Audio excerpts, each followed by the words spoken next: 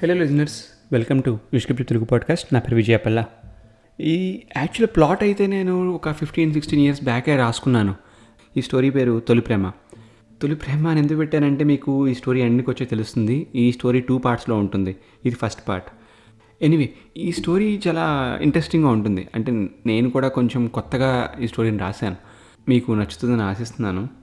ఇంకా ఈ స్టోరీలోకి ఆలస్యం చేయకుండా వెళ్ళిపోదామా? అది కేరళలోని ఒక పెద్ద ఆశ్రమం. చాలామంది జనం ఉన్నారు. 173 ఎకర్స్లో ఈ ఆశ్రమం ఉంది. చాలా పేరు పొందిన స్వామీజీ దీన్ని స్థాపించారు. ఆయన దగ్గర మెడిటేషన్, యోగా వాటి కోసం పొలిటీషియన్స్, సినిమా వాళ్ళు కూడా వస్తూ ఉంటారు. బాబా రామ్జీ చైర్లో కూర్చునే ఉన్నారు. అందరూ వచ్చి ఆయన దగ్గర బ్లెస్సింగ్స్ తీసుకుంటున్నారు. కొన్ని వేల మంది ఎదురుగా కూర్చుని భజన చేసుకుంటూ ప్రార్థించుకుంటున్నారు. ఆ జనం మధ్యలోనే మహేష్ కూడా ఉన్నాడు. మహేష్కి 30+ ఇయర్స్ ఉంటాయి. ఇంకా పెళ్లి కాలేదు.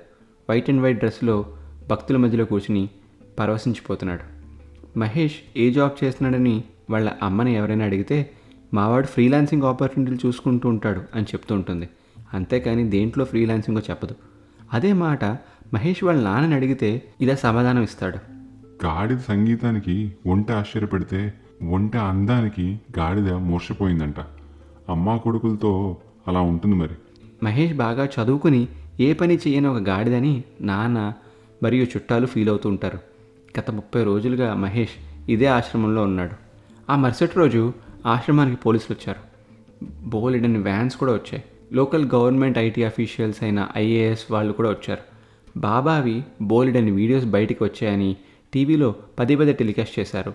ఇతను డబ్బుని మనీ లాండరింగ్ చేస్తున్నాడని ఆరోపించారు. వాటికి కావాల్సిన సాక్ష్యాలన్నీ కూడా పోలీసులు చూపించారు. బాబాని అరెస్ట్ చేసి జైల్లో పెట్టారు. ఆశ్రమంని సీల్ చేశారు టిల్ ఫర్దర్ నోటీస్. భక్తులందరినీ ఇంటికి వెళ్ళిపోమని ఆదేశించారు. మహేష్ కూడా ఇంటికి వెళ్ళిపోయాడు. ఇంటికి వెళ్ళగానే మహేష్ వాళ్ళ నాన్న మహేష్ని చూసి, ఆహా వచ్చావా, చూసావరా దరిద్రం అంతా టీవీలో. భక్తి ఉండాలి కానీ పిచ్చి ఉండకూడదురా. అందుకే అన్నారు మెరిసేదంత బంగారం కాదని. వెళ్ళి స్నానం చేసిరా అని తిట్టాడు. అప్పుడు మహేష్ వాళ్ళ అమ్మ వచ్చి, అబ్బా పిల్లాడు రాగానే నోరు పారేసుకుంటున్నారు. ఇంట్లో ఉండే పనివాడికి బజార్లోకి వెళ్ళి 1 కేజీ బెండకాయలు తెమ్మని బాబుకి ఇష్టం అని చెప్పింది. బాబు గారికి మ్యాంగో మజా ఏం అక్కర్లేదు అని హేళన చేశాడు తండ్రి.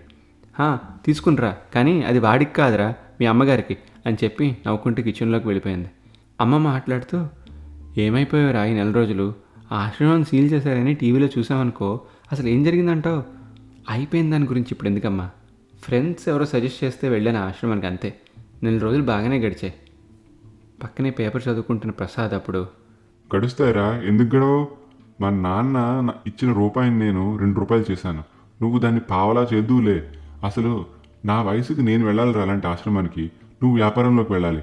అలాంటిది ఈ వయసులో నువ్వు ఆశ్రమానికి, నేను వ్యాపారంలోకి వెళ్ళడం ఏంట్రా? ఏం బాలేదు నీ పద్ధతి.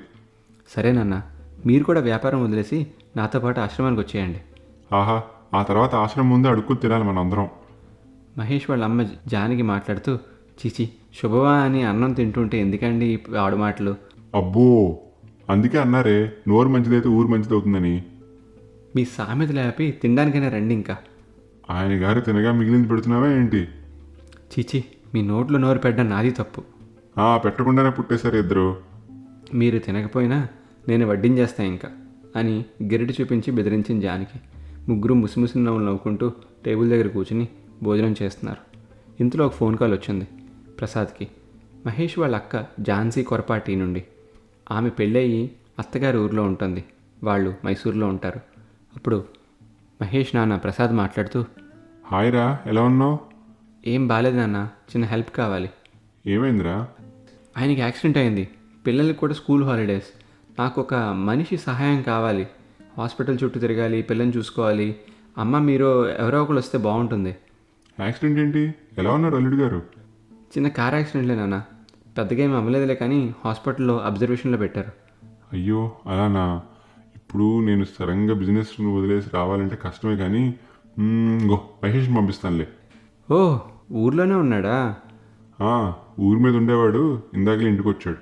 సరే, నేను సాయంత్రం ఫ్లైట్కి బుక్ చేస్తాను నాన్న. వాడిని రెడీగా ఉండమని చెప్పండి. అలానే వాడి ఈమెయిల్ చెక్ చేసుకోమనండి అని చెప్పి అక్క ఝాన్సీ ఫోన్ పెట్టేసింది. అప్పుడు మహేష్ మాట్లాడుతూ, అమ్మా అలాంటి పాలిటిక్స్లోకి నన్ను లాగొద్దని ముందే చెప్పాను కదా. పాలిటిక్స్ ఏంట్రా? నిన్ను ఎవడు వాళ్ళు చేసే పనుల్లో హెల్ప్ కోసం కాదు అక్కడ రమ్మని చెప్పింది. వెళ్ళి పిల్లల్ని ఆడించు. ఇక్కడ నుండి ఉద్ధరించడానికి ఎవరు లేరులే. ఝాన్సీ మహేష్ వాళ్ళ అక్క. ఆమెకి పెళ్ళయ్యాక కర్ణాటకలో మైసూర్ అయిన అత్తగారి ఇంట్లోనే ఉంటుంది. ఆమెకి 2 పిల్లలు. ఆమె భర్త పేరు లక్ష్మణ్ కొరపాటి. ఆయన లోకల్ ఎమ్మెల్యే.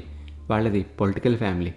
లక్ష్మణ్కి యాక్సిడెంట్ అవ్వడం వలన ఝాన్సీ ఆ ఎమ్మెల్యే పనులను చూసుకుంటూ జనం కోసం వర్క్ చేస్తుంది. అందుకే హెల్ప్ అడిగింది. మహేష్కి పాలిటిక్స్ అంటే ఇంట్రెస్ట్ లేదు. అందుకే వాళ్ళ అక్క వాళ్ళ ఇంటికి ఒక్కసారి కూడా వెళ్ళింది లేదు మ్యారేజ్ అయ్యాక. ఆమె సమ్మర్ హాలిడేస్కి ఇటుపక్క వస్తేనే కలిసేవాడు. అలాంటిది ఇప్పుడు మైసూర్ వెళ్తున్నాడు. వెళ్ళగానే పిల్లలతో ఆడుకోమని అక్క చెప్పింది. ఏదో పార్టీ మీటింగ్కి వెళ్తున్నా అని ఆమె వెళ్ళిపోయింది. పిల్లల్ని తీసుకుని బావని చూడడానికి హాస్పిటల్కి వెళ్ళాడు మహేష్. బావ హాస్పిటల్ బెడ్ మీద రెస్ట్ తీసుకుంటున్నాడు. పిల్లలు రావడం చూసి అక్కడున్న సెక్యూరిటీ గార్డ్ మహేష్ని కూడా అలౌ చేశాడు. హాయ్ బావా, ఎలా ఉన్నావు? పెయిన్ తగ్గిందా? హే మహి, ఎప్పుడొచ్చావు? ఝాన్సీ ఏమి చెప్పలేదు నువ్వు వస్తున్నావని. బావా, అసలు యాక్సిడెంట్ ఎలా జరిగింది? పిల్లల్ని అక్కడున్న టీవీలో కార్టూన్ చూసుకోమని బావ చెప్పాడు. అప్పుడు మహేష్తో వాళ్ళ బావ, ఇది చేయించింది అపోజిషన్ పార్టీ వాళ్ళే. తెలుసు కదా ఇక్కడ గొడవలు. తెలీదు బావ ఏ గొడవలు, నిజంగానే తెలీదు. అపోజిషన్ వాళ్ళు ఎవరు? ఎప్పటి నుండి ఈ గొడవలు? అప్పుడు బావ క్లియర్గా ఎక్స్ప్లెయిన్ చేశాడు. అపోజిషన్ పార్టీ లీడర్ గురుమూర్తి సాలిగ్రామ్. అతని గ్యాంగ్ నడిపిస్తోంది దుర్గా. దుర్గా అండ్ గ్యాంగే నా మీద ఈ యాక్సిడెంట్ చేయించారు. పేరుకి మాత్రం ఎవడో లారీ డ్రైవర్ లొంగిపోయాడు. అసలు నిన్నది యాక్సిడెంట్ చేయించారు బావా. నేను ఒక కొత్త జియో పాస్ చేస్తున్నాను అసెంబ్లీలో. ఆ రూల్ కనుక వస్తే మళ్ళీ అపోజిషన్ పార్టీ వాళ్ళ పవర్లోకి రావడానికి కనీసం 25 ఏళ్ళు పడుతుంది. అందుకే వాళ్ళకి కడుపుమంట. ఏంటి బావా జియో? ఈ ప్రాంతంలో ఓటు వేసే ప్రతివాడికి ఈ ప్రాంతంలోనే ఎంతో కొంత భూమి వాళ్ళ పేరు మీద గవర్నమెంట్ ఇవ్వాలని, ఓటు వేసిన వాడికి కనీసం 10 గజాలు కూడా ఇవ్వకపోతే నాకు ఓటు వేయమని అడగడం దేనికి? కుదిరితే పొలం, లేకపోతే ఇల్లు అడుగుతున్నాను గవర్నమెంట్ని. అది కొన్ని ఒప్పందాల మీద పార్టీలో కూడా ఓకే చేయించాను. ఇంక అసెంబ్లీలో కనుక ప్రవేశపెడితే అందరికీ భూమి ఉంటుంది అనేదే నా చిన్న ఆశ. అయితే ఇప్పుడు అక్క చూసుకుంటుందా ఈ గొడవలన్నీను? అదే నా ప్రాబ్లం. అదేంటి బావా, ప్రాబ్లం ఏంటి? మీ అక్కకి దూకుడు ఎక్కువ. దుర్గా అండ్ గ్యాంగ్ ఇది చేయించారని వాళ్ళని అటాక్ చేసే పనిలో ఉంది. అటాక్ ఏంటి బావా, నువ్వు వద్దని చెప్పలేదా? మీ నాన్న నాతో పెళ్ళికి వద్దన్నారు, విందా మీ అక్క? నువ్వు మీ అక్కని పాలిటిక్స్లోకి వెళ్ళొద్దన్నావు, విందా? నేనేంటి కొత్తగా చెప్పేది? అబ్బే, ఎందుకు ఈ గొడవలన్నీ ఇప్పుడు? మహేష్, మనం ఎవరి మీదకి గొడవకు వెళ్ళకపోయినంత మాత్రాన మన మీదకి ఎవరు గొడవకు రారని అనుకుంటున్నావా? ఇది అంతే. సరే బావా, నేను ఇంటికి వెళ్తాను, మళ్ళీ రేపు వస్తాను అని చెప్పి అక్కడ నుండి బయలుదేరాడు మహేష్. పిల్లల్ని ఇంటి దగ్గర డ్రాప్ చేసి ఆ కార్ డ్రైవర్ని అపోజిషన్ పార్టీ ఆఫీస్కి తీసుకువెళ్ళమని చెప్పాడు మహేష్. గురుమూర్తి సాలిగ్రామ్ ఉన్న ఆఫీస్కి వెళ్ళాలని డిసైడ్ అయ్యాడు. ఆఫీస్ ఇక్కడ నుండి 40 మినిట్స్ దూరం అని కార్ డ్రైవర్ చెప్తే మహేష్ కారులో వెంటనే పడుకున్నాడు. ఆఫీస్ రాగానే డ్రైవర్ లేపితే మహేష్ కారు దిగి అర్జెంటుగా గురుమూర్తిని కలవాలని ఆ కిందున్న కార్యకర్తలకి ఒక మాట చెప్పాడు. ఏంటంత అర్జెంటు, అసలు ఎవరు నువ్వు అని కార్యకర్తలు అడిగారు. రూలింగ్ పార్టీ పెట్టబోయే జియో గురించి ఒక హాట్ న్యూస్ నా దగ్గర ఉందని మహేష్ చెప్పాడు. వెంటనే గురుమూర్తిని కల్పించారు కార్యకర్తలు. గురుమూర్తితో ప్రైవేట్గా మాట్లాడాలంటే ఆ రూమ్లో నుండి అందరూ వెళ్ళిపోయారు, ఈ ఇద్దరూ తప్ప. అప్పుడు మహేష్, నేను ఝాన్సీ వాళ్ళ తమ్ముడును, నా పేరు మహేష్. ఇందాకే ఊర్లోకి వచ్చాను. మా బావ మీద అటాక్ చేయించింది మీ దుర్గా అండ్ గ్యాంగ్ అని అందరూ అంటున్నారు. ఈ గొడవలు వద్దని నేను చెప్పాను. పాలిటిక్స్ అంటేనే గొడవలు తప్పవు. అందుకే నేను ఎప్పుడు ఇన్వాల్వ్ అవ్వలేదు వీటిల్లో. కానీ ఇప్పుడు తప్పడం లేదు. ఊరు దాకారా ఏం పర్లేదు, ఇంటి దాకారా ఏమనుకోను. కానీ ప్రాణం మీదకి వస్తే ప్రాణం తీయడానికి కూడా వెనకాడను. నేను ఇప్పటిదాకా ఎవరిని చంపలేదు, కానీ నా బ్రెయిన్లో కనీసం 100 మందినైనా మర్డర్ చేసేసి ఉంటాను నా ఆలోచనలతో. ఒకటి వేస్తే గొడవలు సెట్ అవుతాయి అనుకుంటే ఆ ఒకటి వేసి పడేస్తాను. అది ఎవరో నీకు అర్థమే ఉండొచ్చు. అసలు ఎవడరా నువ్వు, పెద్ద ఐటమ్ గాడిలా ఉన్నావు. నా ఆఫీస్కి వచ్చి నా రూమ్లో కూర్చుని నాకే ధమ్కి ఇస్తున్నావు. నేను ఎవరో తెలుసా నీకు? అసలు ఏంటో అర్థమవుతుందా నీకు? దుర్గా, దుర్గా అని గట్టిగా అరిచాడు గురుమూర్తి. రమ్మన్రా. వాడికి కూడా వార్నింగ్ ఇచ్చి వెళ్ళిపోతే కడుపు ఫుల్ అవుతుంది. ఈ పూట లంచ్ లైట్గా తినొచ్చు. అప్పుడు దుర్గా నడుచుకుంటూ వస్తుంటే చూసి షాక్ అయ్యాడు మహేష్. ఇక్కడ ఫస్ట్ పాయింట్, దుర్గా అంటే మగవాడు అనుకున్నాడు ఇప్పటిదాకా. కానీ ఈమె ఎవరో చీరలో వస్తుంది. సెకండ్ పాయింట్, దుర్గాని చూసి మహేష్ తెల్లబోయాడు, నోరు అలా జాపి ఉండిపోయాడు. దుర్గా కూడా మహేష్ని చూసి చిన్న చిరునవ్వు విసిరింది. దుర్గా దగ్గర రాగానే, hey Mahesh, welcome, what a surprise, ఇలా వచ్చావేంటి? ఆ పలకరింపు చూసి గురుమూర్తి షాక్లో ఉన్నాడు. అమ్మ దుర్గా, ఇతను నీకు ముందు తెలుసా? తెలుసు నాన్న, మేము కలిసి చదువుకున్నాం వైజాగ్లో. అప్పుడు మహేష్, నాన్న దుర్గా అమ్మాయి థింక్ అవుతోంది ఇప్పుడిప్పుడే అని అనుకుంటూ, నేను నీతో ప్రైవేట్గా మాట్లాడాలి అని దుర్గాతో అన్నాడు. ఓయ్ ఏంట్రా, ఫస్ట్ నాతో ప్రైవేట్ అన్నావు, ఇప్పుడు నా కూతురుతో ప్రైవేట్ అంటున్నావు. తప్పుగా అనుకోకండి అంకుల్, మీతో అయిపోయింది, నేను చెప్పింది కొంచెం ఆలోచించుకోండి. Durga, come with me, we need to talk అని టెర్రస్ మీదకి తీసుకువెళ్ళాడు మహేష్ దుర్గాని. సో ఇదండి పార్ట్ 1 ఆఫ్ తొలి ప్రేమ. ఇక్కడి నుంచి స్టోరీ ఎలా టర్న్ అవుతుంది అనేది నేను పార్ట్ 2లో చెప్తాను. అండ్ ఆల్సో ఇప్పటిదాకా జరిగిన వాటిల్లో ఒక మేజర్ ట్విస్ట్ ఉంది.